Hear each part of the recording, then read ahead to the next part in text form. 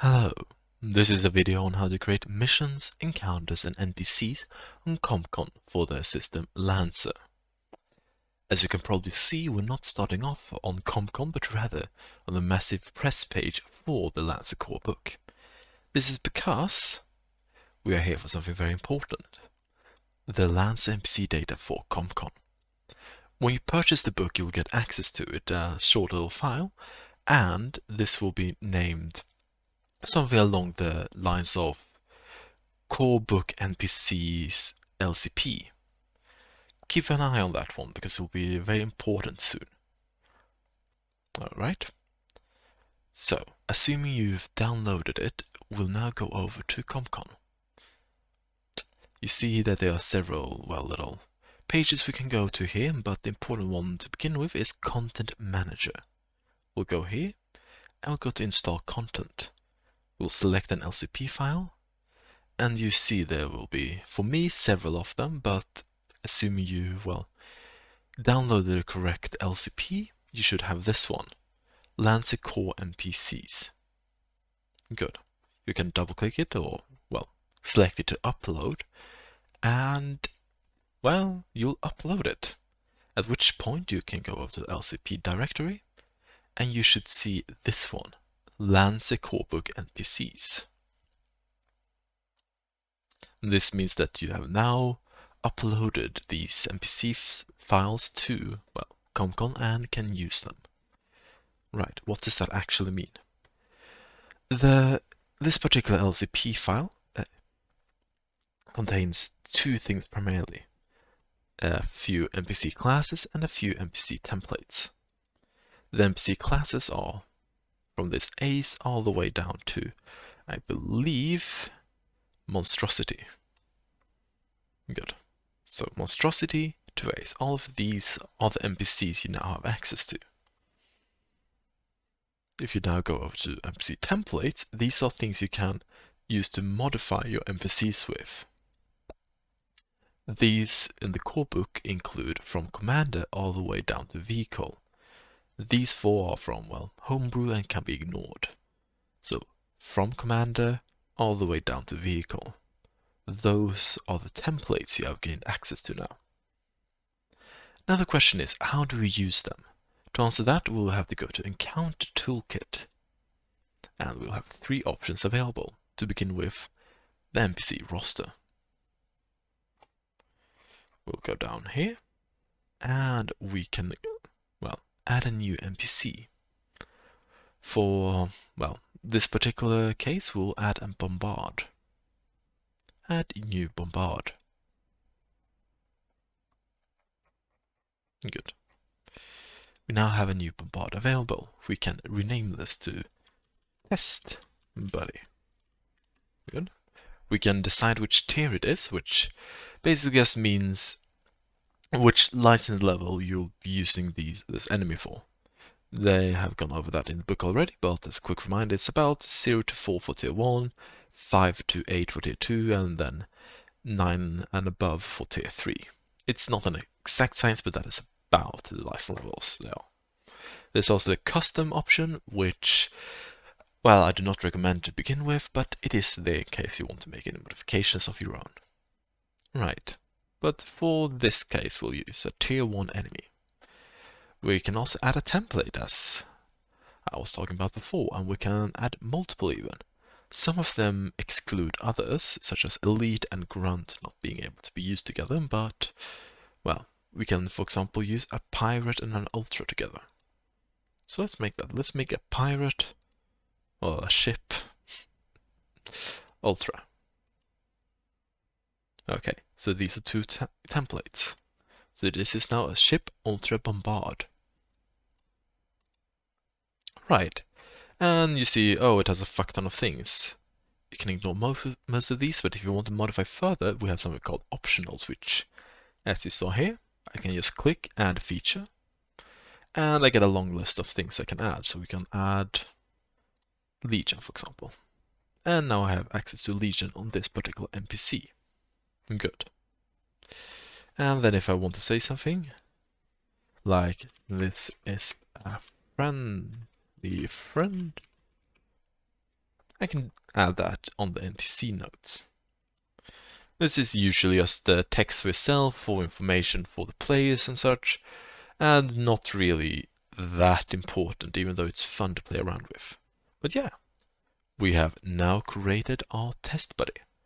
So if we go back to Encounter Toolkit, we now have an NPC available. We can now put this NPC in an encounter, and to do so, we just have to click this middle option and create a new encounter. We can name this, for example, Test Buddy Encounter. Here we can add, if we want to, a map, a location, narrative description, all of these things. You can edit by just clicking this little button. And, well, we can also decide which sitrep you want. And most importantly here, what forces, i.e. what NPCs we will deploy. These two categories are for initial deployments, so the ones that will be on the map immediately, and reinforcements, so all of the ones you'll put on the map over the course of the encounter. Here we can go to forces, add NPC. This will take a while because I have quite a lot of NPCs, but eventually you'll get something like this. And here we have a lot of them, but furthest down we have Test Buddy, a little bombard from before. We can add this.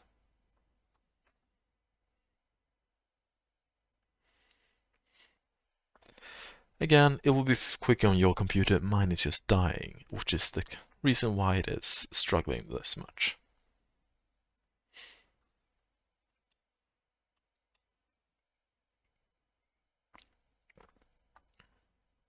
But eventually even it will manage to add the NPC.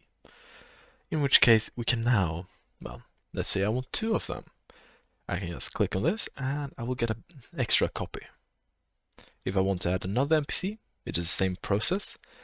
But let's say I want to add reinforcements. As you probably can guess, it's just same thing again. Again, it will be quick on your computer. I just have a very old and dying computer and a lot of NPCs. And here maybe we don't want to add Test Buddy again. Maybe we shouldn't deploy 3 Ultra Bombards in one encounter.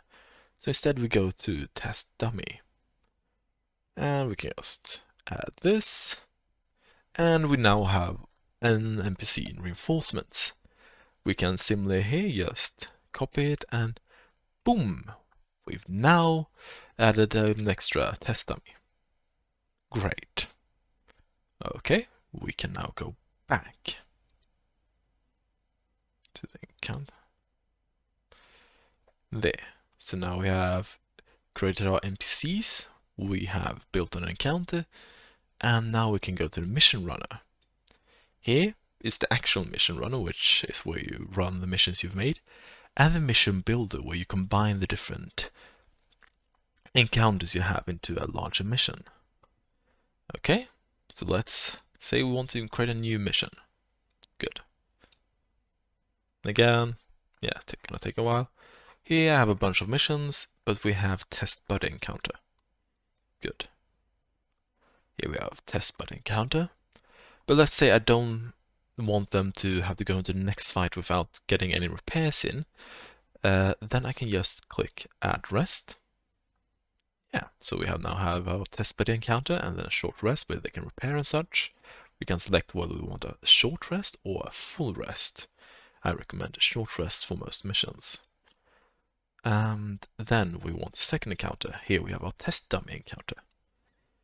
Great, we have now 2 encounters in this mission. Good. And let's say that this is a short mission and this is all we want. In this case, I can just then go back to the mission runner. I can decide to go to available missions. Active missions are missions I'm currently running. Available missions are the missions we've made. So let's go to the last one. New mission. We have this one here is the one we just made. We can start mission. Here you can add any pilots you might want.